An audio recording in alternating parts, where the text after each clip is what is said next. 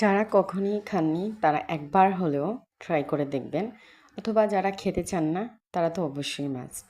তো যাই হোক, এগুলো হচ্ছে মুরগির মাংস। তো আমি এখানে দুটা হচ্ছে মুরগির ঠ্যাং, তারপর হচ্ছে মুরগির যে ভালো মাংসগুলো থাকে সেগুলোও নিয়েছি। তো সব ধরনের মশলা দিয়ে মাংসগুলোকে একটু কষিয়ে নিতে হবে। মাংসটা একটু হয়ে যাওয়ার পর এখানে কেটে রাখা হচ্ছে মিষ্টি কুমড়াগুলো দিয়ে দিতে হবে। তো অনেকেই কিন্তু মিষ্টি কুমড়া খেতে চায় না।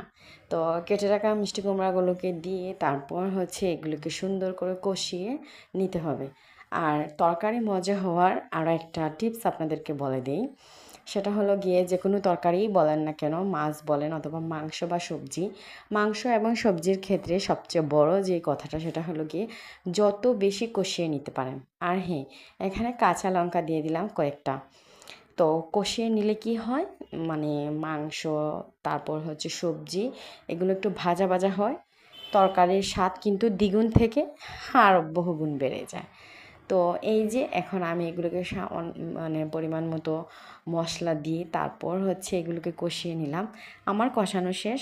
তারপর হচ্ছে পানি দিয়ে বা সামান্য পরিমাণ আপনারা চাইলে ভাজা ভাজা করে খেতে পারেন, অথবা ঝোল দিয়ে তরকারিও রান্না করে খেতে পারেন। বিলিভ করেন, এই তরকারিটা এত মজা হয়, মানে মিষ্টি কুমড়া যারা কখনোই খান না অথবা খেতে চান না তারা একবার হলেও এইভাবে ট্রাই করে দেখতে পারেন। আমাদের সিলেটের কিন্তু এই মিষ্টি কুমড়াটা খুবই মজাদার করে রান্না করে খায়। এটা হচ্ছে আমাদের ঐতিহ্যবাহী একটা খাবার। আমরা এটার সাথে হচ্ছে পিঠা দিয়েও খাই। তো যাই হোক, এই যে দেখুন ফাইনাল লুক, আমার তরকারি রান্না শেষ। আর যারা যারা মিষ্টি কুমড়া খেতে ভালোবাসেন অবশ্যই কমেন্টস করে জানাবেন। আজকে এই পর্যন্তই। আর হ্যাঁ, মিষ্টি কুমড়ার এই তরকারিটা কিন্তু মুখে লেগে থাকবে। ওকে, বাই।